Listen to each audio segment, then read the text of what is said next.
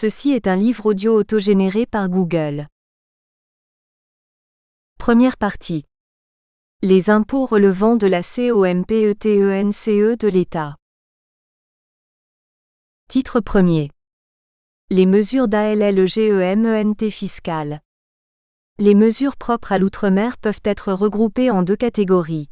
Celles dont l'objet est d'adapter la loi fiscale à la situation particulière de ces collectivités, et celles ayant une finalité économique et qui se traduisent par un mécanisme d'incitation fiscale à l'investissement.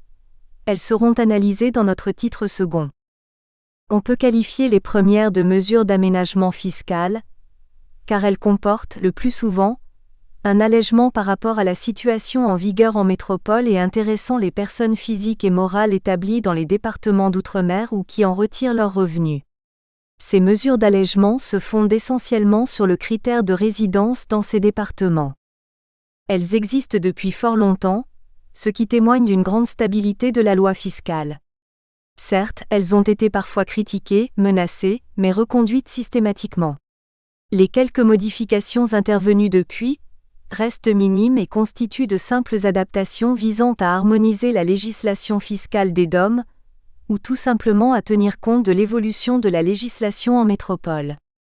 Les mesures d'allègement fiscal s'appliquent largement à la fiscalité directe, notamment l'impôt sur le revenu des personnes physiques, l'impôt sur les sociétés et toute une série de prélèvements qui frappent les employeurs.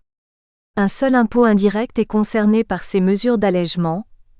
Il s'agit de la taxe sur la valeur ajoutée.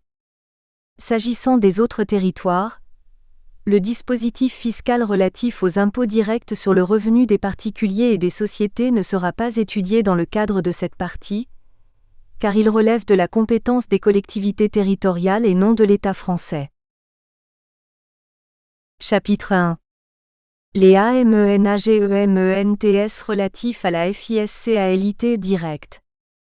Les nombreux décrets accompagnant la loi de départementalisation du 19 mars 1946, et tendant à adapter la fiscalité de la France continentale aux départements d'outre-mer, ont organisé un dispositif permettant d'atténuer la pression fiscale qui frappe les ménages et les entreprises. Il s'agissait davantage de prendre en considération les différences de niveau de vie entre la métropole et ses départements, plutôt que d'instituer un régime fiscal destiné à favoriser la consommation des ménages et l'essor des entreprises implantées dans les DOM. Afin de mieux appréhender les quelques aménagements apportés à la législation relative à l'impôt sur le revenu des personnes physiques et des personnes morales, quelques précisions chiffrées sur l'importance des revenus dans les départements d'outre-mer s'avèrent indispensables. L'analyse des rémunérations fait ressortir une distorsion entre les salariés du secteur privé et ceux du secteur public. Tout d'abord, il convient d'indiquer que depuis le 1er janvier 1996, on est revenu à une situation de parité entre le SMIC de la métropole et celui des départements d'outre-mer. Désormais, conformément à l'engagement du président de République sur la réalisation de l'égalité sociale, le SMIC des DOM suit les mêmes évolutions que celui de la métropole. Mais, compte tenu de l'alourdissement des charges qui en résultent pour les entreprises, cette mesure a été accompagnée d'un plan dont le coût a été estimé à 1 milliard de francs environ. Si le rattrapage du SMIC est intéressant pour l'administration fiscale au titre de l'impôt sur le revenu, il l'est moins en matière d'impôt sur les sociétés, puisqu'il suppose des charges supplémentaires pour les entreprises et donc une réduction du bénéfice imposable. Autre élément à prendre en considération dans les DOM, l'importance des rémunérations dans la fonction publique. En effet, selon un régime datant de 1947 et 1948, plusieurs fois modifié, les fonctionnaires bénéficient d'une majoration de traitement à laquelle on ajoute un complément temporaire.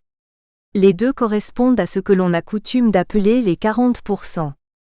Il faut noter enfin que les pensions de retraite sont majorées de 35% à La Réunion et à Mayotte, 40% à Saint-Pierre-et-Miquelon. Il en résulte donc un régime à deux vitesses favorable aux fonctionnaires, mais ces avantages sont du reste assez critiqués et risquent un jour d'être remis en cause. S'agissant des collectivités relevant de l'article 74 de la Constitution, la fiscalité sur le revenu est de la compétence des autorités locales. Toutefois, Lorsqu'une personne domiciliée dans une de ces collectivités dispose de revenus de source française ou d'une habitation en métropole, elle sera soumise à l'impôt sur le revenu en France sous le régime des non-domiciliés. Section I. L'impôt sur le revenu. Les particularités existant outre-mer concernent très peu les règles d'assiette et de recouvrement de l'impôt sur le revenu. Elles sont essentiellement relatives à la liquidation de l'impôt, plus précisément à son calcul après application du taux d'imposition. La réduction d'impôt dont il est question ici s'applique non seulement aux revenus courants, mais aussi à ceux de nature exceptionnelle comme les plus-values. I. L'assiette et la liquidation de l'IR. Avant tout, il convient de préciser que les départements d'outre-mer sont soumis au même régime de territorialité de l'impôt sur le revenu que les contribuables domiciliés en France. C'est ainsi que les contribuables ayant leur domicile fiscal dans les DOM sont imposables à raison de l'ensemble de leurs revenus, qu'ils soient situés en France, y compris les départements d'outre-mer, ou à l'étranger. C'est le principe de l'obligation fiscale illimitée ou encore de la mondialité des revenus. Cela veut également dire que les contribuables dont le domicile fiscal est situé à l'étranger sont imposables sur leurs seuls revenus de source française ou domienne. Ce principe ne fait aucune référence à la nationalité du contribuable, seul est pris en compte ici le critère du domicile fiscal. Il souffre toutefois de quelques dérogations en cas de conventions internationales relatives aux doubles impositions ou d'exonérations expressément prévues par la loi en faveur de certains revenus. I. L'exonération de l'IR pendant 10 ans de certains bénéfices agricoles.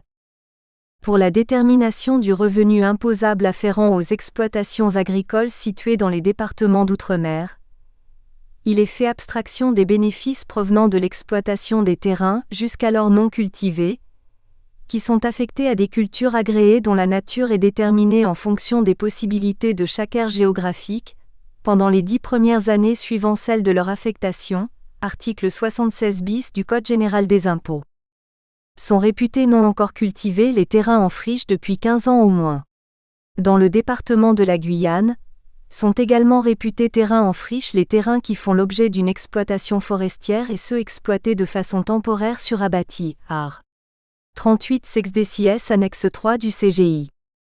Le deuxième alinéa de l'article 76 bis du CGI, qui renvoie aux articles 38 sex et T de l'annexe 3, précise que les cultures susceptibles d'être agréées s'entendent de celles qui, dans le cadre des objectifs du plan, sont de nature soit à réduire les importations, soit à ouvrir de nouveaux marchés, soit à assurer le développement économique et social du département considéré. La liste des cultures agréées dans le département et l'aire géographique de chacune d'elles sont fixées par arrêté du préfet, pris après avis de la commission d'aménagement foncier. Dans les départements de la Guadeloupe, de la Guyane, de la Martinique et de la Réunion, l'exonération d'impôt sur le revenu est accordée à compter du 1er janvier de l'année suivant celle de l'exécution des travaux. Pour en bénéficier, le contribuable doit formuler une réclamation après la mise en recouvrement du rôle de ladite année, dans le délai prévu à l'article R196A1 du livre des procédures fiscales, soit au plus tard le 31 décembre de la deuxième année suivant celle, selon le cas, de la mise en recouvrement ou de la notification de l'avis, du versement de l'impôt contesté, de la réalisation de l'événement qui motive la réclamation. Lorsque la réclamation est présentée après l'expiration de ce délai, mais au cours des 5 premières années de la période pour laquelle l'exonération est prévue, elle donne lieu à exonération pour la fraction de ladite période restant à courir à partir du 1er janvier de l'année de sa présentation.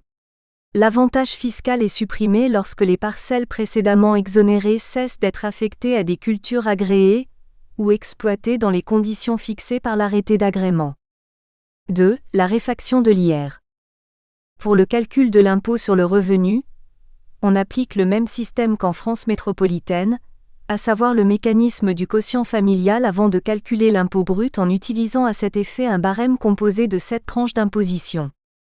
Le montant obtenu, selon l'article 197A3 du Code général des impôts, est diminué de 30% dans les départements de la Guadeloupe, de la Martinique et de la Réunion, 40% dans le département de la Guyane, Depuis l'imposition des revenus de l'année 1980, cette réfaction était plafonnée en valeur absolue, soit 18 000 F pour les départements de la Guadeloupe, de la Martinique, de la Réunion et 24 000 F pour le département de la Guyane. Ce plafond a évolué jusqu'à l'imposition des revenus de l'année 1990, comme la limite de la 10e tranche du barème de l'impôt sur le revenu. Puis, cette indexation du plafond a été supprimée à compter de l'imposition des revenus de 1991 par l'article 49 de la loi de finances rectificative pour 1991. Désormais, la réfaction est limitée jusqu'à l'intervention d'une mesure législative nouvelle, à 5 100 € pour les contribuables de la Guadeloupe, de la Martinique, de la Réunion et à 6 700 € pour ceux de la Guyane. Les contribuables qui résident principalement dans les DOM au 31 décembre de l'année d'imposition bénéficient pleinement de cette réduction d'impôt pour l'ensemble des bénéfices qu'ils réalisent et des revenus qu'ils perçoivent tant en métropole que dans les DOM. S'agissant des contribuables domiciliés en métropole, qu'ils soient originaires des départements d'outre-mer ou pas, la situation a évolué ces dernières années. Avant la loi de F-Mans pour 1994, ils bénéficiaient des mêmes avantages attribués aux contribuables des DOM. Cela veut dire qu'auparavant les contribuables qui résidaient en métropole pouvaient bénéficier de la réfaction d'impôt au titre de la part de leurs revenus provenant uniquement des DOM. Ces contribuables étaient alors tenus, pour bénéficier de cet avantage fiscal, de déclarer le montant global de leurs revenus en prenant le soin de préciser son origine, si elle était double. L'article 2A1 de la loi de finances pour 1994 est venu modifier le régime de la réfaction d'impôt. Auparavant, cette dernière s'appliquait immédiatement après le calcul des droits résultant du barème, avant même le plafonnement des effets du quotient familial. Cette règle permettait, outre la complexité des calculs variant selon les départements concernés, de repousser la limite au-delà de laquelle s'appliquait le plafonnement du quotient familial pour les contribuables d'outre-mer, introduisant par là même une distorsion injustifiée avec les contribuables de métropole. D'après le nouveau système, la réfaction intervient après l'application des dispositions précédentes, c'est-à-dire après application du barème et du plafonnement relatif au quotient familial. Elle s'intercale alors entre le plafonnement et la décote. Du coup, la nouvelle rédaction de l'article 197 du CGI ne profite qu'aux revenus perçus par les seuls contribuables des DOM, ceux perçus dans les DOM par des contribuables métropolitains en sont exclus. Toutefois, le Conseil d'État a estimé le contraire en rendant une décision favorable aux contribuables métropolitains, disposant de revenus provenant d'un département d'outre-mer.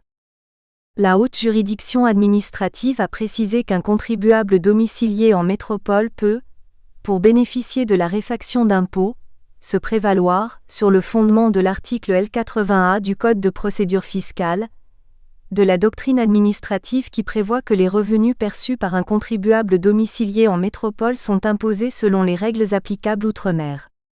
Cette décision permet donc aux contribuables de bénéficier d'une disposition issue de la doctrine administrative, alors qu'ils n'auraient pas obtenu les mêmes résultats sur le fondement de la loi.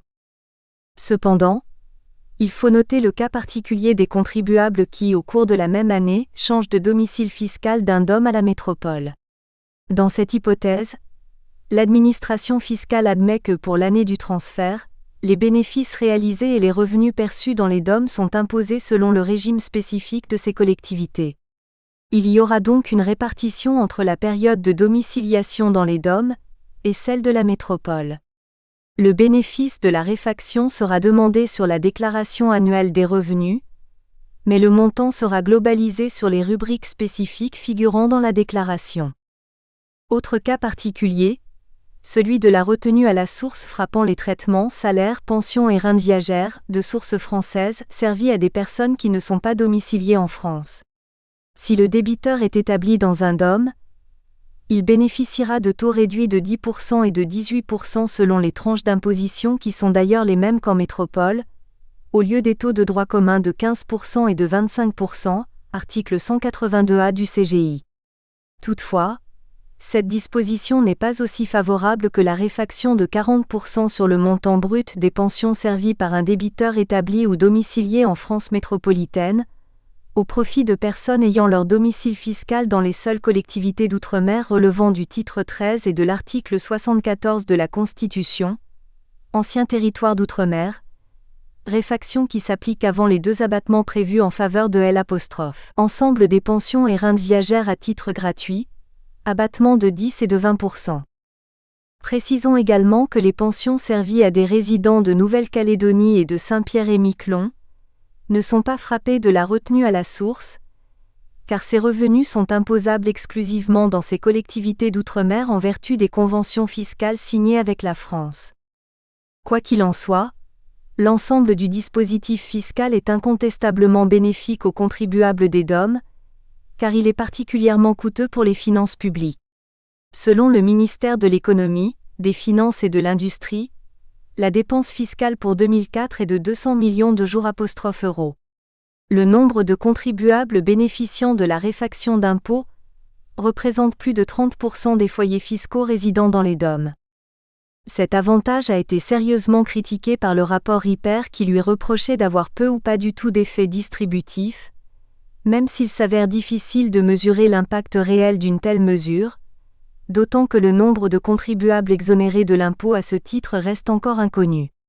En conséquence, le rapport proposait de le supprimer progressivement, la date butoir étant fixée à l'année 1996. Le principe de la réduction progressive de la réfaction de l'IR avait même été retenu par le gouvernement au cours d'un Conseil des ministres datant du 13 février 1991. Une première étape de cette réforme aurait dû figurer dans le projet de loi de finances pour 1992, mais il n'en a rien été jusqu'ici.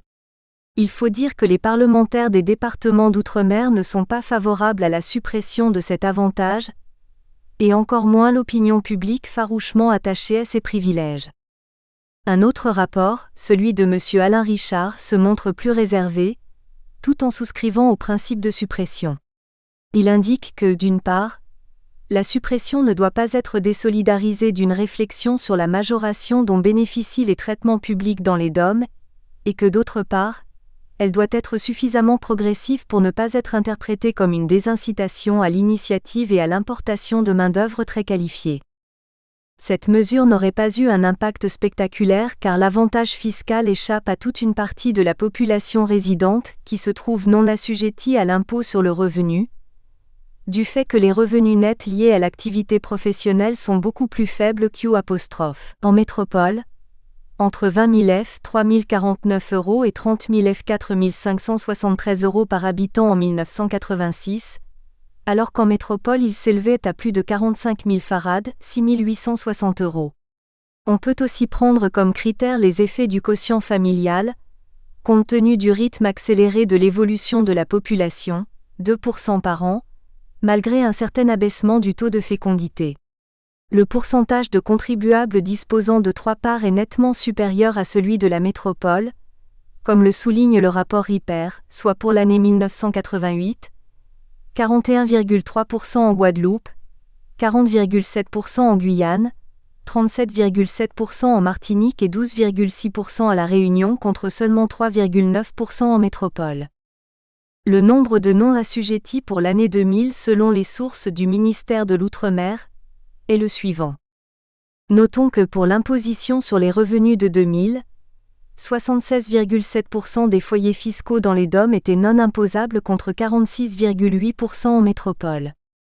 Lors de la discussion du projet de loi de finances pour 2004, un amendement avait été proposé par 2 députés afin de réduire le différentiel d'imposition entre les départements d'outre-mer et la métropole, en abaissant le plafonnement de 5 100 € et 6 700 € à 3 000 € et 4 000 €. Selon leurs auteurs, cet amendement adopté en commission des finances avait pour objet de tenir compte de la baisse générale du taux de l'impôt sur le revenu. Mais, à la demande du gouvernement et avec l'accord du rapporteur général de la commission des finances, cet amendement a été retiré, d'autant que depuis 1990 les plafonds de réfaction d'impôts concernant les DOM n'ont pas été revalorisés. Le rapporteur a donc préféré envisager l'examen d'une telle disposition dans le cadre d'une réflexion d'ensemble des problèmes relatifs à l'outre-mer. Il faut enfin préciser que les mesures de réfaction de l'impôt sur le revenu ont également un impact sur les taux spéciaux prévus pour certaines plus-values. 2. Le régime des plus-values. Le régime des plus-values de cession pour les contribuables domiciliés dans les départements d'outre-mer leur permet de bénéficier aujourd'hui uniquement d'une réfaction d'impôt, l'exonération destinée à inciter le développement de certains secteurs d'activité ayant été supprimés par la loi de finances pour 2004. Deux catégories de plus-values réalisées par les contribuables des DOM sont frappées d'une taxation inférieure à celle pratiquée en métropole. Les plus-values professionnelles à long terme et les plus-values de cession de certains droits sociaux. Les plus-values professionnelles à long terme. Il s'agit des plus-values réalisées par les entreprises industrielles ou commerciales imposables à l'impôt sur le revenu, exploitées dans les DOM, telles que les entreprises individuelles ou encore les sociétés en nom collectif, sociétés en participation. La réduction de 30 ou de 40% s'applique aux taux spéciaux de 16% pour les entreprises relevant de l'impôt sur le revenu. En conséquence, l'excédent du prix de cession sur le prix d'acquisition n'est pas taxé au taux de droit commun de 16% mais à un taux réduit et arrondi, s'il y a lieu, à l'unité inférieure. Il est de 11% dans les départements de Guadeloupe, de Martinique, de Réunion et de 9% dans le département de Guyane.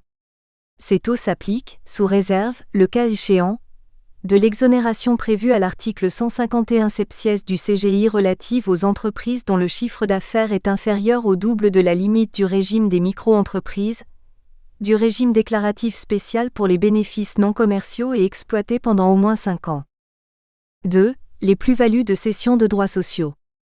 Il s'agit de plus-values réalisées par un associé, actionnaire, commanditaire ou porteur de parts bénéficiaires qui cède, pendant la durée de la société, tout ou partie de ses droits sociaux.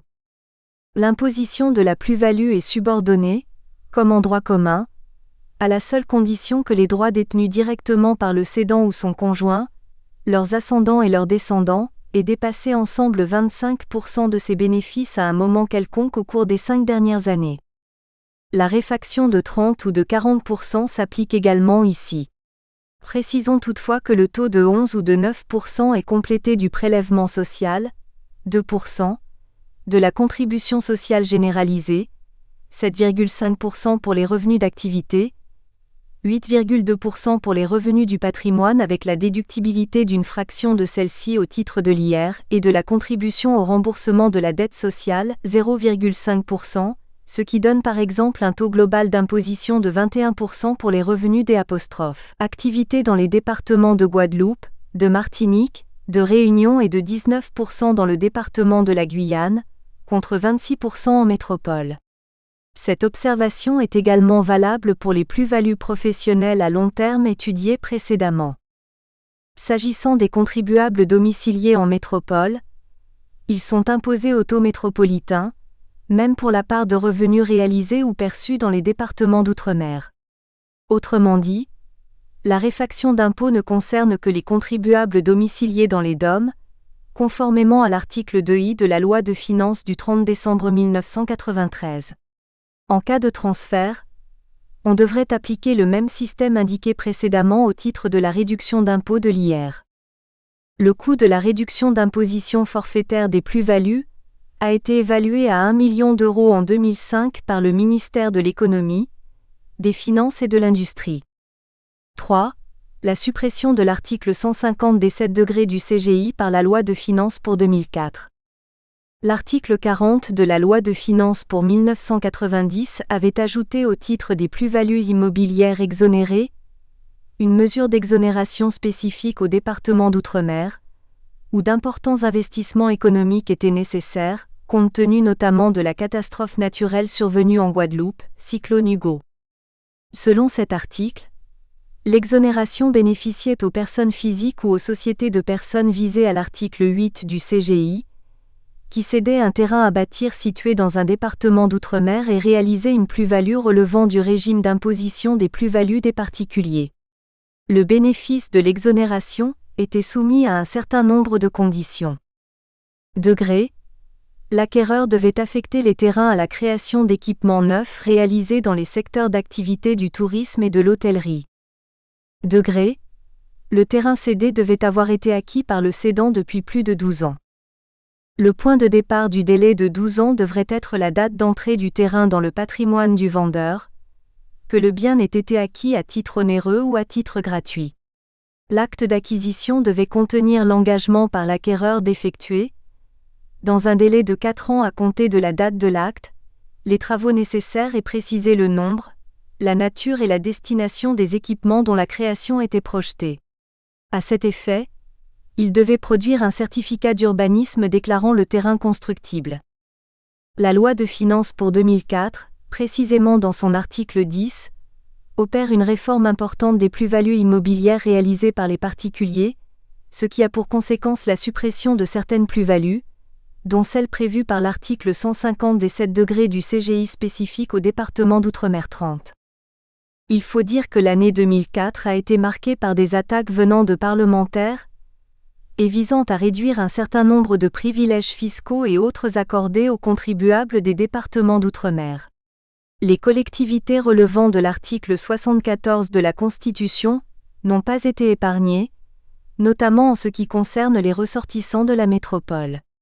En effet, l'Assemblée nationale avait proposé de supprimer l'abattement de 40% pratiqué sur le montant brut des pensions servies par un débiteur établi ou domicilié en France métropolitaine à des personnes ayant leur domicile fiscal dans un TOM, article 83A du CGI, mais le Sénat a rejeté cette nouvelle disposition défavorable à l'outre-mer.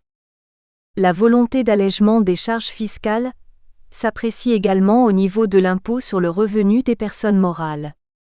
Section 2. L'impôt sur les SOCIETES. Les avantages fiscaux accordés aux entreprises, sociétés ou entreprises individuelles, pour leurs investissements réalisés dans les DOM sont prévus pour des périodes limitées, mais ce système bénéficie d'une assez grande sécurité juridique outre-mer, dans la mesure où ces avantages sont reconduits systématiquement par les lois de finances successives. Il consiste d'une part, en une exonération totale ou partielle de l'impôt sur les sociétés et d'autre part, en un allègement d'impôts accordé aux entreprises. L'Exonération totale ou partielle de l'impôt sur les SOCIETES. Ce régime d'exonération est encore appelé régime fiscal de moyenne et de longue durée. Il est destiné essentiellement à favoriser dans les départements d'outre-mer certains investissements généralement coûteux et qui répondent à une opportunité économique. La loi de finances rectificative pour 1986 avait reconduit ce régime pour une nouvelle période de 10 ans, autrement dit jusqu'au 31 décembre 1996. Celle-ci a été prorogée, dans un premier temps jusqu'au 31 décembre 2001 par l'article 40 de la loi de finances rectificative pour 1996, et dans un second temps jusqu'au 31 décembre 2006 par l'article 86 de la loi de finances pour 2002, mais cette dernière reconduction ne concerne que le régime fiscal de moyenne durée. Le régime fiscal de moyenne durée. Ce régime se caractérise par le fait que les avantages fiscaux accordés ont un domaine d'application assez restreint, et sont par ailleurs peu accessibles du fait de leur soumission à la procédure dite de l'agrément. L'article 208 quater du CGI issu de la loi du 21 décembre 1960, article 9, accorde une exonération totale ou partielle de l'impôt sur les sociétés dû par les entreprises nouvelles ou existantes, à raison des bénéfices dégagés d'une activité nouvelle créatrice d'emplois. Cette exonération à l'origine ne pouvait excéder 8 ans, 10 ans pour les entreprises minières en Guyane, mais l'article 7.9 II de la loi de finances pour 1980 l'a porté à 10 ans pour l'ensemble des DOM. Conditions d'application de l'exonération. L'accès à l'avantage fiscal ouvert à l'article 208 quater du CGI est subordonné à l'octroi d'un agrément administratif délivré en fonction de la nature de l'activité développée, du programme d'activité et du nombre d'emplois créés. Auparavant, un minimum de 5 emplois avait été retenu au titre du bénéfice de l'agrément. Cette exigence n'existe plus aujourd'hui. Tout d'abord, l'activité doit être nouvelle. Cela veut dire qu'il doit s'agir de création de nouveaux établissements, ou encore de développement d'industries existantes par adjonction d'une nouvelle branche d'activité.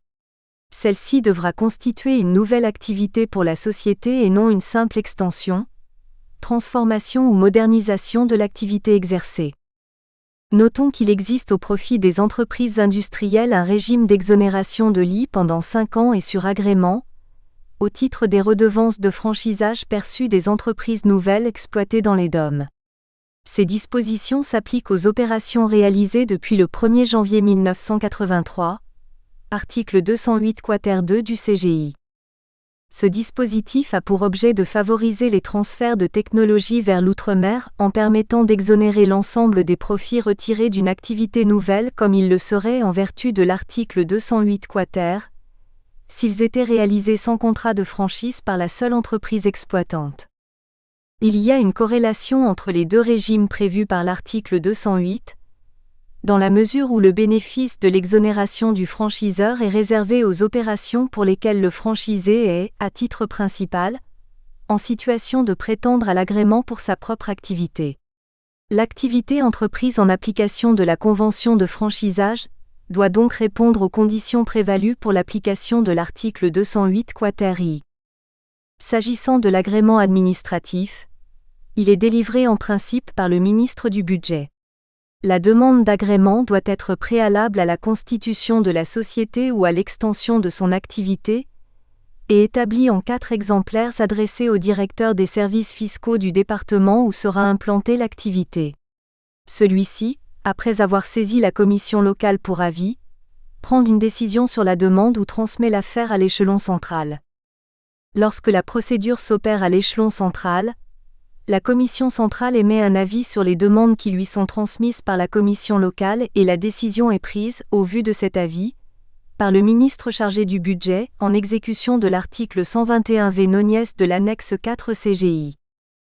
L'agrément doit porter, dans le cas d'une société nouvelle, sur l'objet social et sur le programme d'activité envisagé, et dans le cas d'une extension d'activité sur le programme établi à cette occasion. Il est accordé en fonction de l'intérêt économique du programme présenté et du nombre d'emplois dont il doit entraîner la création, sans négliger les autres avantages fiscaux dont peuvent bénéficier la société et ses associés, et éventuellement, de l'importance des primes attribuées. B. Portée de l'exonération. Les entreprises qui bénéficient de l'exonération ont un régime fiscal particulièrement avantageux par rapport au droit commun, à condition toutefois de respecter les prescriptions édictées par la commission d'agrément. 1 degré, les avantages accordés. L'exonération s'applique pendant 10 ans, au bénéfice de l'activité agréée après imputation des éléments suivants sur le résultat fiscal de l'entreprise, dans l'ordre où ils sont énumérés.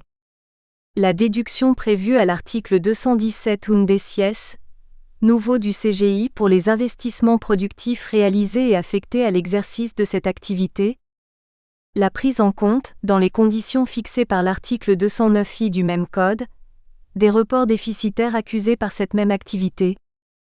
L'application de la réfaction du tiers des bases imposables, prévue à l'article 217 bis de ce code. Cependant, les plus-values provenant de la cession de tout ou partie du portefeuille ou de l'actif immobilisé sont exclues de l'exonération. Il faut distinguer les entreprises qui bénéficient d'une exonération totale de celles qui bénéficient d'une exonération partielle. Les premières sont également exonérées de l'imposition forfaitaire annuelle, alors que les secondes y sont soumises. 2 degrés leur limite. Ce régime de faveur est remis en cause en cas de retrait ou de déchéance dudit agrément, art. 1756 du CGI.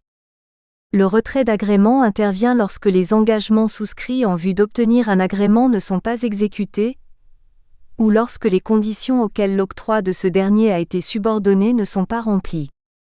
C'est le cas lorsque le bénéficiaire procède à une modification de l'objet agréé, non accepté par l'autorité compétente pour accorder l'agrément, n'exécute pas de façon totale ou partielle le programme agréé ou les engagements pris, ou tout simplement les conditions particulières mises à l'octroi de l'agrément.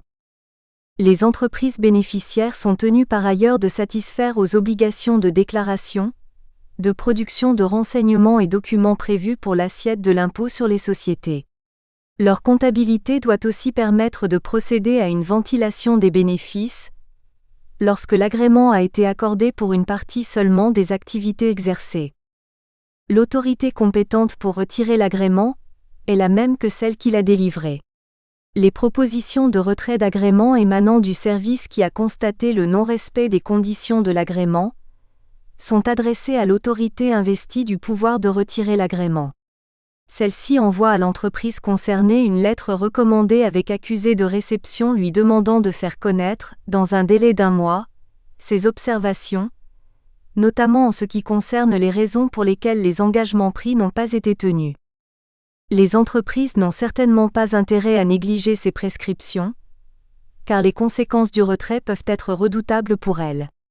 En effet, le retrait implique que les impôts dont les sociétés ont été dispensées deviennent, conformément aux dispositions de l'article 1756A1 du CGI, immédiatement exigibles, avec application de l'intérêt de retard prévu à l'article 1727 du CGI.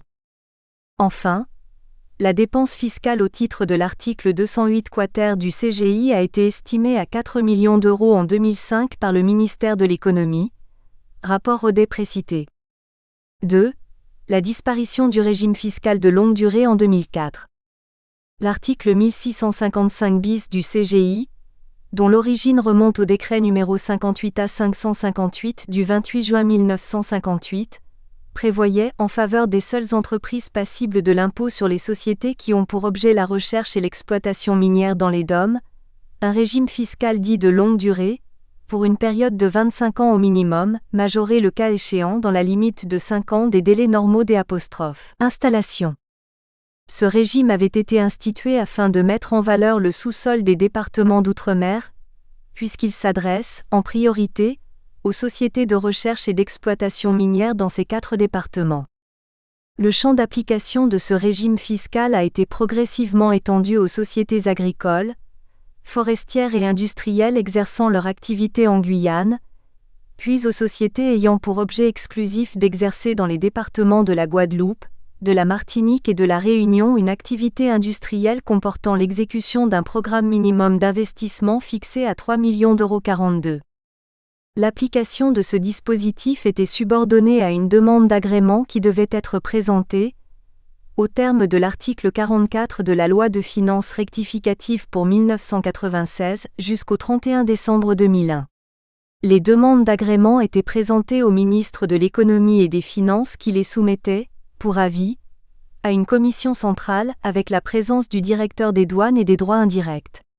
Ce régime diffère donc de celui de l'article 208 quater qui prévoit une double procédure, l'une à l'échelon local, l'autre, le cas échéant, à l'échelon central.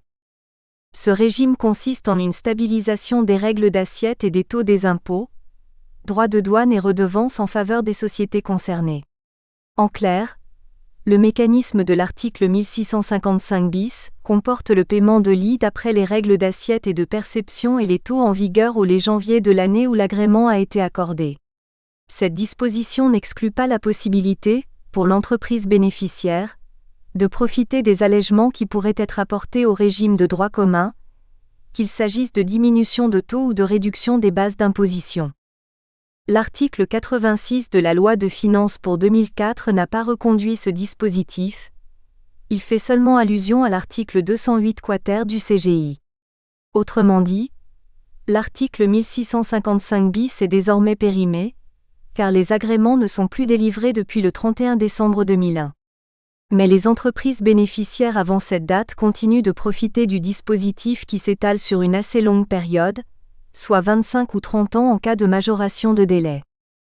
Ces deux dispositifs présentés sont sans commune mesure avec l'allègement fiscal accordé aux entreprises soumises à l'impôt sur les sociétés, qui d'ailleurs a failli être remis en cause par les pouvoirs publics en 1980. 2. L'abattement du tiers de l'assiette de l'I. Dans les DOM, le taux de droit commun de l'impôt sur les sociétés est, comme en métropole, de 33,33%, mais les résultats provenant d'exploitations situées dans ces départements, qu'ils soient bénéficiaires ou déficitaires et appartenant à certains secteurs ne sont retenus pour l'assiette de l'I que pour les 2/3 de leur montant, conformément aux dispositions de l'article 217 bis du CGI. Cet abattement du tiers sur les résultats imposables a nécessairement des répercussions sur les plus-values, les déficits et le précompte mobilier en cas de distribution des bénéfices. Le principe de l'abattement. Cet abattement s'applique à toutes les sociétés passibles de l'impôt sur les sociétés, à savoir les SA, les SARL, les sociétés de personnes ayant opté pour le régime fiscal de l'I quel que soit le lieu d'imposition de ces personnes morales. Lorsqu'une société réalise des bénéfices à la fois dans les départements métropolitains et dans les départements d'outre-mer, elle est soumise à l'impôt sur les sociétés au lieu de son principal établissement. Le taux de droit commun est appliqué à raison de la totalité des bénéfices réalisés en métropole, auxquels s'ajoutent les 2/3 des bénéfices qui proviennent des exploitations situées dans les départements d'outre-mer. Cet abattement de 33,33% s'applique, en vertu des dispositions de l'article 53I et 2 de la loi de finances rectificative pour 1992, et de l'article 87 de la loi de finances pour 2002 précitée, au résultat des exercices clos jusqu'au 31 décembre 2006, des exploitations appartenant au secteur éligible. Mais la loi de programme pour l'outre-mer du 31 juillet 2003 a adapté ce dispositif à la nouvelle définition des secteurs d'activité éligibles et surtout étendu son application jusqu'au 31 décembre 2017. Pour les sociétés et établissements qui exercent dans les départements d'outre-mer plusieurs activités dont certaines relèvent de secteurs exclus du champ d'application de l'abattement du tiers, la réfaction ne pourra véritablement s'appliquer que s'ils mettent en place une comptabilité distincte par secteur afin de déterminer avec précision les résultats susceptibles d'être réduits. Ce dispositif a même été étendu aux collectivités sans but lucratif, qui sont soumises à l'I au taux réduit de 24% ou de 10% sur les produits de la gestion de leur patrimoine, revenus fonciers, revenus agricoles, certains revenus de capitaux mobiliers. Cependant depuis le 1er janvier 2003, elles bénéficient de la réfaction d'un tiers des bases imposables prévues à l'article 217 bis, mais celle-ci ne s'applique qu'aux revenus des propriétés agricoles ou forestières. 2. La détermination de l'assiette fiscale. La réfaction d'un tiers s'applique aux bénéfices d'exploitation, mais aussi aux plus-values à long terme dégagées lors de la cession d'éléments de l'actif immobilisé des sociétés affectées à une exploitation outre-mer. Précisons qu'elle peut se cumuler avec l'abattement prévu en faveur des entreprises nouvelles. Cela veut dire qu'en vertu de cette réfaction, le taux effectif d'imposition des plus-values à long terme supportant le taux réduit de droit commun, pour mémoire de 19% et de 12,2%. Le surplus de la plus-value est alors inscrit, conformément à l'article 209 quater du CGI, à un compte de la réserve spéciale des plus-values à long terme et il est rapporté au résultat de l'exercice en cours lors de ce prélèvement. S'agissant des plus-values sur éléments amortissables réalisées à l'occasion de l'apport en société d'une entreprise individuelle, elles bénéficient d'un régime favorable, si cette opération est placée sous le régime de l'article 151 octies du CGI. La fraction des plus-values réalisées au cours des exercices antérieurs et bénéficiant de l'étalement d'imposition est réintégrée de manière extra-comptable. Cette réintégration bénéficie de l'abattement du tiers. Nous écartons de notre propos le régime des plus-values à court terme bénéficiant de l'étalement prévu à l'article 39 quater decies du CGI, dont on rappelle que celui-ci a été supprimé concernant les entreprises soumises à l'I, pour les plus-values réalisées à compter du 1er janvier 1987. Cette réfaction du tiers est également étendue aux pertes de l'entreprise. En effet, les déficits subis dans des exploitations situées dans les DOM ne peuvent donc s'imputer qu'à hauteur des 2/3 de leur montant. Les déficits subis au cours des exercices antérieurs dans les conditions mentionnées à l'article 209 du CGI sont imputés après toutes les rectifications extra-comptables prévues pour la détermination du résultat fiscal. Lorsque ces déficits proviennent d'un établissement situé dans les DOM appartenant à une société dont le siège est en métropole, ils ne peuvent s'imputer sur les résultats métropolitains qu'à hauteur des 2/3. Dans le même sens, les bénéfices provenant d'exploitations situées dans les DOM doivent être réduits d'1/3, dans le cas où ils sont compensés par un déficit réalisé en métropole au cours du même exercice. La distribution de la fraction des bénéfices exonérés, donne lieu au paiement du précompte dans les conditions de droit commun.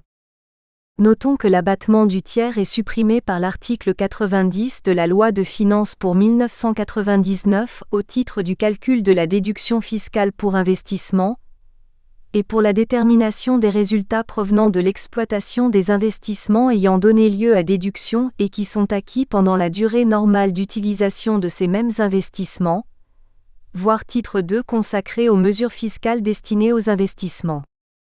Pour conclure, on peut se demander si les dispositions relatives à l'impôt sur les sociétés dans les départements d'outre-mer constituent véritablement des mesures d'allègement fiscal, tel qu'il est indiqué au titre premier de notre étude, tant il est vrai qu'elles semblent s'inscrire dans une logique d'incitation fiscale. En effet, depuis la loi de finances rectificative pour 1982, la réfaction d'impôt n'a plus qu'une portée temporaire et s'applique seulement aux entreprises qui investissent dans certains secteurs correspondant à ceux concernés par les mesures de défiscalisation des investissements outre-mer. S'agissant des collectivités territoriales relevant de l'article 74 de la Constitution et de la Nouvelle-Calédonie, l'impôt sur les sociétés étant de la compétence des autorités locales, il fera l'objet d'une étude dans la troisième partie de cet ouvrage. Cependant, les sociétés mères françaises qui ont encaissé des produits de filiales au cours des 5 derniers exercices sont autorisées à imputer tout ou partie de leur distribution, par priorité sur ces produits au lieu des bénéfices du dernier exercice taxés au taux normal. S'il s'agit d'une imputation sur des produits exonérés d'ISG la société mère, le précompte est exigible, mais son montant est diminué des avoirs fiscaux et crédits d'impôt attachés à ces produits. Enfin, le précompte peut être remboursé aux personnes et sociétés ayant leur domicile ou leur siège dans une de ces collectivités. Ce chapitre consacré à l'impôt frappant les revenus des personnes physiques et morales serait incomplet si l'on ne présentait pas un certain nombre de taxes prélevées notamment sur les revenus et qui disposent d'un régime toujours plus favorable dans les DOM. On trouve d'abord dans cette catégorie la taxe assise sur les salaires et la taxe d'apprentissage. Dans les DOM, la taxe sur les salaires s'applique suivant les mêmes règles qu'en métropole sous réserve d'un certain nombre de particularités. La première particularité vise le calcul du prorata de TVA, à partir duquel il sera décidé d'imposer l'employeur à ladite taxe. C'est ainsi que, pour la détermination du chiffre d'affaires soumis à la TVA, il y a lieu de considérer comme ayant été soumises à la TVA certaines opérations imposables en métropole mais bénéficiant d'exonérations spéciales dans les DOM. Par ailleurs, bien que la TVA ne soit pas applicable en Guyane, les employeurs établis dans ce département sont totalement ou partiellement exonérés de taxes sur les salaires dans la mesure où ils réalisent des opérations qui seraient soumises à la TVA, si cette taxe était applicable. Mais l'originalité de la taxe sur les salaires dans les DOM est constituée par la différence de taux applicable et par la suppression du caractère progressif de celle-ci. En ce qui concerne les taux, la situation est plus avantageuse dans les DOM, puisque l'article 231A2 bis du CGI ne prévoit pas l'existence de taux majorés, à savoir les taux de 8,50% et de 13,60% qui frappent les rémunérations dépassant un certain seuil. Le premier applique à la fraction de salaire comprise entre 6 563 et 13 114 €, le second à la fraction excédant 13 114 €. En revanche, le taux normal est appliqué, mais il passe de 4,25% en métropole à 2,95% en Guadeloupe, Martinique, Réunion et à 2,55% en Guyane. Du coup, le caractère progressif de cette taxe est supprimé dans les DOM grâce à l'application du taux unique. Notons, pour terminer, que l'article 53 quater de l'annexe 3 du CGI exonère expressément les employeurs agricoles des DOM de la taxe sur les salaires, alors qu'en métropole seule une partie de ces employeurs est exclue du champ d'application de la taxe. Concernant la taxe d'apprentissage, les employeurs ou organismes des DOM y sont soumis dans les mêmes conditions qu'en métropole. Mais pour bénéficier de l'exonération au titre des dépenses de première formation, les employeurs doivent avoir consacré un quota de 50% du montant total de la taxe dont ils sont redevables aux dépenses d'apprentissage, au lieu de 40% en droit commun. Jusqu'à la taxe due au titre de 1995, ce pourcentage était fixé à 30,57%. La fraction du salaire des apprentis retenue au titre du quota en droit commun est limitée à 11% du SMIC au 1er juillet de l'année d'imposition. Dans les DOM, ce taux est porté à 20%. Dans la catégorie des autres taxes prélevées sur le revenu, on peut également citer la participation à la formation professionnelle continue dont la détermination du montant de salaire entraînant l'assujettissement fait l'objet de limites particulières pour les DOM, mais ne concernant que les travailleurs à domicile ou intermittents, article 163 sexdéci de l'annexe 2 du CGI. En effet, pour les entreprises employant des travailleurs à domicile ou intermittents, le total des salaires versés pendant l'année ne doit pas être d'au moins 120 fois le SMIC mensuel dans les DOM, mais de 520 fois le SMIC hebdomadaire. En cas de début ou de cessation d'activité de l'entreprise en cours d'année, ces chiffres sont en principe réduits pour l'année considérée au prorata du nombre de semaines, et non de mois, dans les DOM. En matière d'impôts indirects, les particularités du dispositif fiscal appliqué dans les départements d'outre-mer sont un peu similaires mais plus riches en portée lorsqu'il s'agit de les confronter aux normes communautaires. Chapitre 2. Les AMENAGEMENTS relatifs à la fiscalité indirecte. Seule la TVA sera étudiée dans le cadre de ce chapitre. Les droits d'enregistrement vont faire l'objet de commentaires dans la partie réservée à fiscalité locale, car les principales mesures d'adaptation de cet impôt concernent la fiscalité immobilière, en l'occurrence celle perçue par le Conseil général. Lors de la mise en place de la départementalisation, l'idée était de soumettre les DOM au même corps de règles que celui de la métropole. C'est ainsi que la législation métropolitaine des taxes sur le chiffre d'affaires a été introduite dans ces territoires à compter du 1er avril 1948, sauf en Guyane où l'application effective de cette mesure a été différée. La Guyane, les autres collectivités d'outre-mer, ainsi que les Canaries pour l'Espagne, font partie des dépendances exclues du champ d'application de la taxe sur la valeur ajoutée au plan communautaire.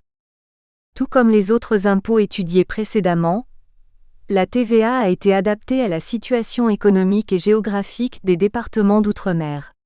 Elle est assortie de mesures très spécifiques d'allègement d'imposition, qui ne sauraient passer inaperçues en droit français, et quant au problème de leur compatibilité avec les normes européennes. Section I. Les CARACTERISTIQES techniques de la TVA outre-mer. L'assiette de la TVA ne souffre pas de dérogation outre-mer. On applique ici les mêmes règles qu'en métropole. En revanche, il y a matière à s'attarder quand il s'agit d'étudier le champ d'application de la taxe ou encore de calculer le montant de la taxe due par le redevable. Et son champ d'application. Il sera analysé, sous l'angle de la territorialité, mais aussi sous l'angle matériel, ce qui permettra de mettre en évidence le régime particulier des exonérations accordées aux DOM. Territorialité. Depuis le 1er avril 1948, la législation métropolitaine des taxes sur le chiffre d'affaires est applicable dans les départements de la Guadeloupe, de la Martinique et de la Réunion dans les mêmes conditions que sur le territoire de la France métropolitaine. Mais le régime de TVA applicable dans ces départements a des allures de régime dérogatoire applicable aux transactions vis-à-vis des pays étrangers. En effet, ces 3 départements d'outre-mer sont considérés en vertu de la législation relative aux taxes sur les chiffres d'affaires comme des territoires d'exportation. Cela signifie que les exportations métropolitaines ou provenant d'un État membre à destination d'un de ces territoires sont exonérées de TVA et en sens inverse, que les exportations de produits provenant d'un DOM sont, à leur tour, effectuées hors TVA. Dans un cas comme dans l'autre, l'assujettissement réapparaît au moment de l'importation, autrement dit au moment de l'arrivée du produit à destination. S'agissant du département de la Guyane, un régime particulier a été mis en place. Au terme de l'article 294A1 du CGI, la TVA n'est provisoirement pas applicable dans le département de la Guyane et ce département est par ailleurs considéré comme territoire d'exportation. Cela veut dire que la TVA n'est perçue ni à l'intérieur de la Guyane, ni à l'importation dans ce département. Par conséquent, les produits expédiés de la France métropolitaine vers la Guyane bénéficient de l'exonération afférente aux exportations. Une modification et non des moindres a été apportée à ce dispositif par l'article 294A2 du CGI, dans sa rédaction en vigueur du 1er janvier 1993 au 31 décembre 1995. Il disposait, pour l'application de la taxe sur la valeur ajoutée, les départements de la Guadeloupe, de la Martinique et de la Réunion, d'une part, et la France métropolitaine, d'autre part, sont considérés respectivement comme territoires d'exportation. Il en est de même pour le département de la Réunion, par rapport au département de la Guadeloupe et de la Martinique. Sa nouvelle rédaction en vigueur au 1er janvier 1996 ne remet pas en cause ce dispositif puisqu'elle confirme l'existence d'un territoire fiscal unique, entre la Guadeloupe et la Martinique. En conséquence, les départements de la Réunion et de la Guyane constituent un territoire d'exportation entre eux et par rapport aux départements de la Guadeloupe et de la Martinique. Cette disposition est également reprise par la législation relative à l'octroi de mer perçue dans ces départements. 2. Opération exonérée. L'exonération de la TVA n'entraîne pas un dégrèvement de toute charge de TVA, seulement, la personne qui en bénéficie ne peut soumettre ses recettes à l'imposition, ce qui ne lui permet pas non plus de déduire la TVA incluse dans le montant de ses achats. En définitive, c'est elle qui supportera la charge fiscale, le consommateur final étant le vrai bénéficiaire de l'exonération. Toutefois, dans les DOM, il existe quelques particularités à ce niveau. L'article 295 du CGI exonère de la TVA un certain nombre d'opérations réalisées dans les DOM. Ces exonérations concernent les transports, les matières premières et produits importés ou de fabrication locale, les produits pétroliers, les opérations immobilières, ainsi que le cas particulier des entreprises hôtelières agréées dont la durée d'exonération arrive à expiration. Le coût total de la dépense fiscale à ce titre a été évalué à 130 millions d'euros en 2005, rapport Rodet précité. 1 degré les transports. Les opérations de transport visées ici sont celles relatives au transport maritime de personnes et de marchandises effectuées dans les DOM. Lorsque ces transports sont effectués dans les limites de chacun des départements de la Guadeloupe, de la Martinique et de la Réunion, ils sont exonérés de la TVA au terme de l'article 295 à 1 degré du CGI. Il en est de même pour les transports effectués de la métropole à destination des DOM et inversement, car nous sommes en présence de prestations de services directement liées à l'exportation. Les transports aériens de personnes et de marchandises effectués de la métropole à destination des DOM et inversement ou d'un DOM à l'autre, bénéficient également de l'exonération, y compris les prestations de services ayant le caractère de frais accessoires à l'importation au sens de l'article 292 à 2 degrés du CGI, lorsque leur valeur est comprise dans la base d'imposition de l'importation. Notons que les transports en provenance et à destination des collectivités d'outre-mer régies par l'article 74 de la Constitution sont également exonérés comme les transports internationaux. 2 degrés les matières premières et produits importés ou de fabrication locale. Sont exonérés de la TVA, les ventes et importations de riz dans le département de la Réunion, article 295 I 2 degrés, les importations, dans les départements de la Guadeloupe, de la Martinique et de la Réunion, de matières premières et produits dont la liste est fixée par arrêté conjoint du ministre chargé du budget et du ministre chargé de l'outre-mer. Il en est de même pour les ventes et livraisons à soi-même des produits analogues de fabrication locale, article 295 à 1-5 degrés du CGI. Ces deux catégories d'exonération avaient fait l'objet d'une prorogation jusqu'au 31 décembre 1969 par l'article 20 de la loi de finances pour 1969. Elles ont été maintenues en vigueur, cette fois sans limitation de durée, par l'article 25 de la loi de finances pour 1970. Les produits concernés, mis à part les ventes et importations de riz à La Réunion, sont les matériels d'équipement destinés à l'industrie hôtelière et touristique énumérés à l'article 50 undéciesi de l'annexe 4 au CGI, et les produits, matériaux de construction, engrais et outillages industriels et agricoles dont la liste est donnée par l'article 50 du ODCI de la même annexe. Il faut signaler que les biens exonérés à l'importation sont également exonérés lorsqu'ils sont revendus à l'intérieur des départements de la Guadeloupe, de la Martinique et de la Réunion. 3 degrés, les produits pétroliers. Au terme de l'article 295 à 6 degrés du CGI, les importations, ventes, commissions et courtages portant sur les produits pétroliers énumérés au tableau B de l'article 265 du Code des douanes sont exonérés de TVA dans les départements de la Guyane, de la Guadeloupe, de la Martinique et de la Réunion. 4 degrés, les opérations immobilières. L'article 295 à 3 degrés et 4 degrés du CGI exonèrent de la TVA certaines opérations immobilières relatives à la mise en valeur agricole des terres incultes, des terres laissées à l'abandon et des terres insuffisamment exploitées de la Guadeloupe, de la Guyane, de la Martinique et de la Réunion. Il en va ainsi des opérations réalisées par les sociétés d'aménagement foncier et d'établissement rural, SAFER, ou les sociétés d'intérêt collectif agricole, SICA.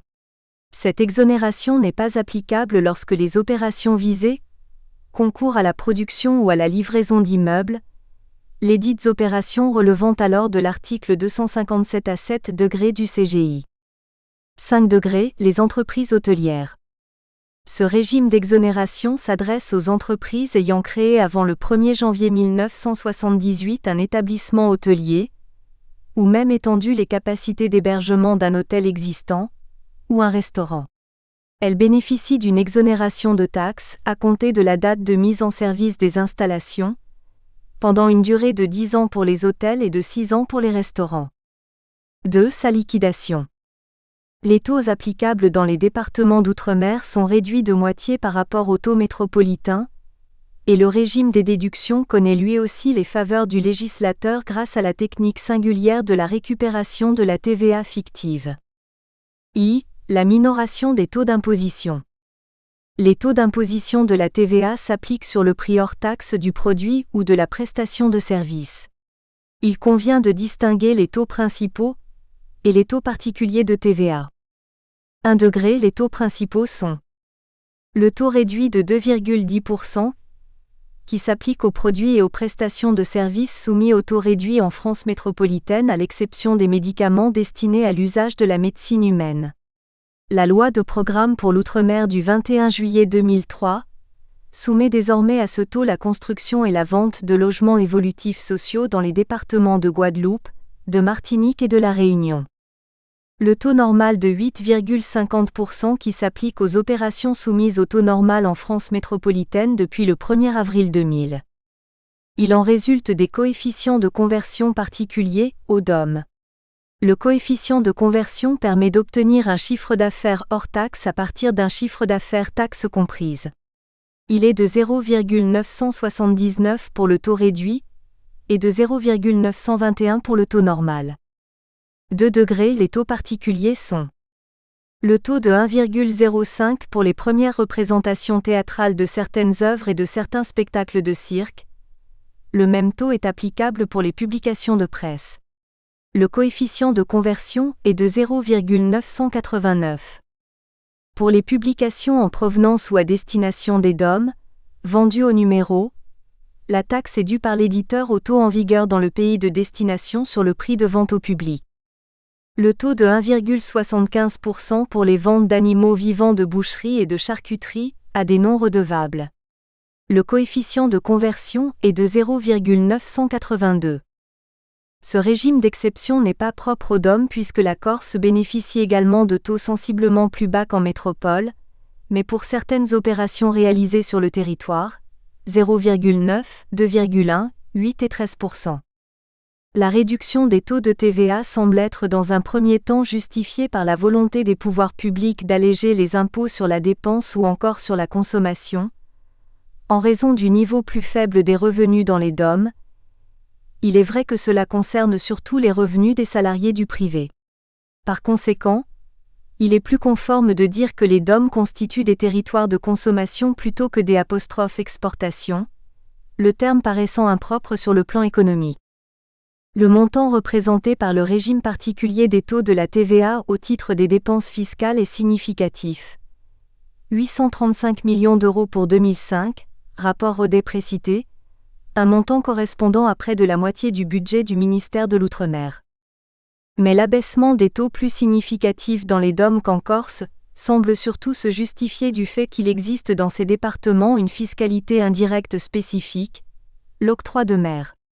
S'il fallait ajouter à cette imposition spécifique les taux de TVA en vigueur en métropole, on aboutirait à un alourdissement considérable de la charge fiscale représentée par l'imposition sur la dépense, et par conséquent à une augmentation du niveau des prix, déjà plus élevé qu'en métropole.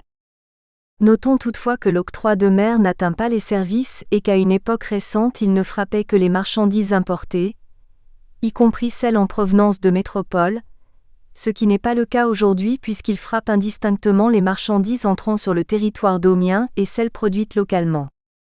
2. La récupération de la TVA fictive. Le système de la TVA repose sur un principe fondamental qui permet de déduire la taxe exigible au titre d'une opération de celle qui a grevé les éléments du prix de cette opération. C'est ainsi qu'à chaque stade de la production et de la commercialisation d'un produit, le redevable a la possibilité de déduire de la TVA qu'il a facturée à son client sur le prix de vente celle que lui ont facturé ses fournisseurs et qui grève le prix de revient. En réalité, le redevable n'est amené à reverser au Trésor que la différence. S'il apparaît un excédent de TVA déductible, c'est-à-dire si la TVA supportée est plus importante que celle collectée, celui-ci est imputable sur les prochaines déclarations, mais il peut également donner lieu au remboursement par le Trésor si le redevable en fait la demande et sous certaines conditions. Toutefois, lorsque l'on est en présence d'opérations exonérées, la personne qui en bénéficie ne peut soumettre ses recettes à l'imposition. Cette situation l'empêche par ailleurs de déduire la TVA incluse dans le montant de ses achats, ce qui veut dire qu'elle en supportera définitivement la charge fiscale. Dans le cas particulier des opérations d'exportation, elles sont exonérées de TVA, ce qui rend applicable le taux zéro. Cet allègement de taxes appliqué par les États membres de l'Union européenne permet toutefois aux vendeurs de déduire la TVA qui grève ses acquisitions de biens et de services dans les conditions ordinaires. Évidemment, s'il n'a pas la possibilité d'imputation, il pourra demander le remboursement de la taxe déductible. Toujours afin d'adapter la fiscalité aux handicaps géographiques, économiques et sociaux des départements d'outre-mer, le législateur français a imaginé un système tout à fait original en matière de TVA et qui est sans précédent en droit européen. En effet, il va d'une part exonérer certains produits et certaines activités figurant sur une liste afin de favoriser la production locale, et d'autre part permettre à l'importateur de déduire fictivement la TVA qu'il n'a pourtant pas acquittée du fait des mesures d'exonération. L'idée était d'accorder un allègement fiscal aux fabricants, mais aussi de permettre au consommateur final de bénéficier d'un avantage financier grâce à la baisse du prix de vente provoquée par l'exonération des importations ou ventes de produits fabriqués localement. Le consommateur final peut être l'agent économique qui consomme ou utilise ces produits. Néanmoins, il existe le risque que les fabricants ne répercutent pas l'avantage fiscal obtenu auprès des clients et de ce fait, l'objectif recherché de la baisse du prix de vente peut être largement compromis. La liste des opérations exonérées a déjà donné lieu à une étude dans le paragraphe précédent consacré au champ d'application de la TVA. Elle concerne donc le transport, les matières premières et produits importés ou de fabrication locale, les importations, ventes, commissions et courtages portant sur les produits pétroliers, les opérations immobilières relatives à la mise en valeur agricole des terres incultes, des terres laissées à l'abandon et des terres insuffisamment exploitées, ainsi que les opérations réalisées par les sociétés d'aménagement foncier et d'établissement rural, SAFER, ou les sociétés d'intérêt collectif agricole, SICA. Ce mécanisme très singulier trouve son origine dans un décret du 13 février 1952 portant exonération de certains produits introduits dans les départements d'outre-mer. Mais c'est une décision ministérielle en date du 2 novembre 1953, d'ailleurs introuvable, qui indique que la taxe non acquittée devait être considérée comme étant payée et donc venir en déduction des taxes sur le chiffre d'affaires. Elle a d'ailleurs été confirmée dans une instruction du 30 juin 1954. D'autres textes, instructions, circulaires, sont venus compléter le dispositif, à l'exemple d'une note de l'administration fiscale qui a admis que les biens importés ou fabriqués localement sont encore exonérés lorsqu'ils sont revendus en l'état. Cette intrusion du pouvoir réglementaire dans l'application du régime fiscal propre aux DOM pose évidemment le problème de la valeur juridique des textes en question. En effet, le régime de la TVA fictive, tout comme son extension à la production locale, n'a absolument pas de base légale puisque rien n'est prévu dans le Code général des impôts les concernant. Lors de la discussion du projet de loi de finances pour 2004, l'Assemblée nationale avait voté en première lecture la suppression totale de cet avantage fiscal en 2 ans. Mais, ce vote n'a pas été confirmé par le Sénat, car un amendement du gouvernement est venu maintenir le dispositif existant. Toutefois, celui-ci s'est engagé à rendre un rapport sur la fiscalité des entreprises outre-mer qui mesurera la pertinence et la spécificité de cette fiscalité au regard des objectifs de développement économique des DOM avant le dépôt du projet de loi de finances pour 2005, mais il se fait attendre. La partie n'était pas facile pour le gouvernement, d'autant plus que certains parlementaires annonçaient que cette mesure pourrait avoir une incidence grave sur les prix qui sont déjà supérieurs à ceux de la métropole. D'autres proposaient certes de toiletter le dispositif, mais de le remplacer par une mesure qui pourrait avoir le même effet sur l'économie tout en étant plus conforme à la législation. Quoi qu'il en soit, ce régime subsiste toujours et la dépense fiscale afférente a été estimée à 90 millions d'euros en 2005. Section 2. Les conséquences juridiques au plan territorial. La législation en matière de TVA dans les DOM provoque des sensations auxquelles aucun juriste ne saurait résister. En effet, les DOM sont à la fois considérés, au plan de cet impôt, comme étant exclus du territoire français et de celui de la Communauté européenne. L'exclusion des DOM de la France et de la COMMUNAUTEEUROPEENNE. Si l'exclusion des DOM du territoire français date de la mise en place de la TVA en France, au plan européen, cette exclusion est relativement récente. L'expression paraît choquante, pourtant elle exprime bien une réalité. Les départements d'outre-mer ont, au regard de la TVA, un statut juridique semblable à celui des pays tiers à la communauté et qui relève du droit fiscal international ou encore celui des autres collectivités d'outre-mer qui, en raison de leur autonomie financière, sont traitées sur le plan fiscal comme des territoires indépendants. Auparavant, on pouvait douter de leur situation véritable vis-à-vis du droit communautaire en matière d'imposition sur la dépense, mais aujourd'hui les incertitudes sont levées. Le principe de l'exclusion. L'appartenance des DOM à la communauté européenne est implicitement contenue dans le paragraphe 1er de l'article 227, ancien, du traité de Rome qui cite la République française au titre des États membres de la communauté. Le paragraphe 2 de cet article confirme l'applicabilité du droit communautaire aux départements d'outre-mer, et en précise les modalités. Ainsi, prévoit-il l'application immédiate du droit institutionnel et de l'essentiel du droit matériel aux DOM. Cet article a cependant prévu que l'application du traité se ferait par étapes en ménageant, au surplus, comme en droit français, la possibilité d'adoption de mesures particulières adaptées aux exigences spécifiques de ces parties du territoire français.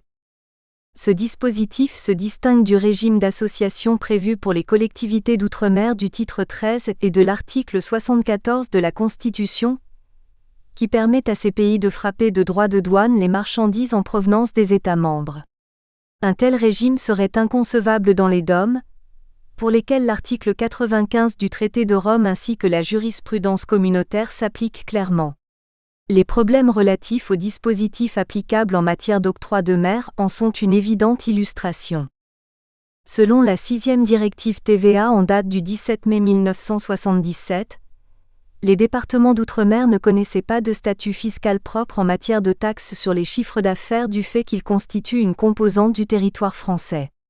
Cela signifie que le régime applicable en matière de TVA depuis la départementalisation, à la lecture de la 6e directive, notamment dans son article 3, n'était pas reconnu en droit communautaire. En effet, cet article disposait, aux fins de l'application de la présente directive, l'intérieur du pays correspond au champ d'application du traité instituant la Communauté économique européenne tel qu'il est défini pour chaque État membre à l'article 227. Nous rappelons que l'article 227, ancien, du traité de Rome cite la République française dans son champ d'application territorial. Cette intégration des DOM dans le dispositif applicable en matière de TVA est confirmée par l'alinéa 2 de ce même article qui exclut de l'intérieur du pays certains territoires nationaux et pas les départements d'outre-mer. Au plan strictement juridique, tout cela paraissait logique puisque le droit communautaire demeure un droit d'intégration. Cependant, il semble que la volonté du Conseil des communautés européennes n'était pas d'inclure les DOM dans le champ d'application de la 6e directive, mais simplement, il avait jugé inutile de les mentionner à l'article 3, car l'adaptation de cette directive, selon lui, n'entraînerait aucune incidence sur le régime applicable aux DOM, les dispositions du traité ne pouvant leur être étendues que sous l'effet d'une décision explicite. Mais force est de reconnaître qu'un tel mécanisme dans lequel les règles de droit interne et celles de droit communautaire se contredisent, ne pouvait demeurer en l'état. La France fit alors une proposition consistant à obtenir des autorités européennes une réparation de l'omission. Nous espérons que vous avez apprécié cet aperçu. Pour continuer à écouter ce livre audio sur Google Play Livres, utilisez le lien dans la description de la vidéo.